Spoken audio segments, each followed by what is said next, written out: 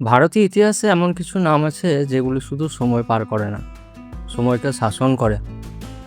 56 বছর, অর্ধ শতকেরও বেশি সময় ধরে একটা গাড়ি ভারতীয় রাস্তায় নিঃশব্দে রাজত্ব করেছে। এর জন্ম ভারতে, কিন্তু এর রক্তে মিশেছিল বিদেশি ছাপ। তবুও এই গাড়িটা একদিন হয়ে উঠেছিল ক্ষমতা, আভিজাত্য আর বিশ্বাসের প্রতীক। কিন্তু প্রশ্ন একটাই, এই রাজা আজ কোথায়?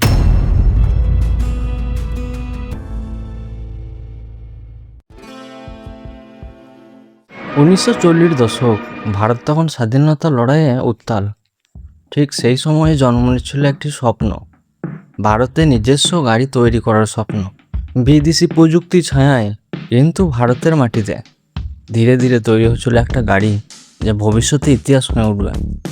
এটা ছিল শুরু একটা গাড়ি নয়, একটা যুগের।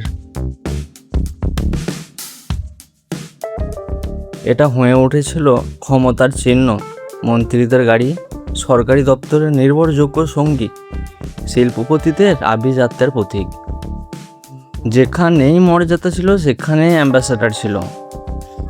শহরের রাজপথ থেকে গ্রাম বাংলার কাঁচা রাস্তা, সব জায়গায় একটাই পরিচিত মুখ। এই ছিল অ্যাম্বাসেডারের স্বর্ণযুগ। কিন্তু ইতিহাস বলে কোনো রাজত্বই চিরস্থায়ী নয়। সময় বদলাচ্ছিল, প্রযুক্তি বদলাচ্ছিল, মানুষের প্রত্যাশাও বদলাচ্ছিল।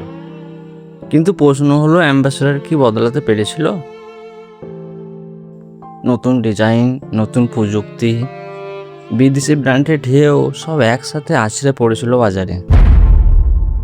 অন্যরা এগিয়ে যাচ্ছিল, আর অ্যাম্বাসেডার একই চেহারা নিয়ে দাঁড়িয়েছিল।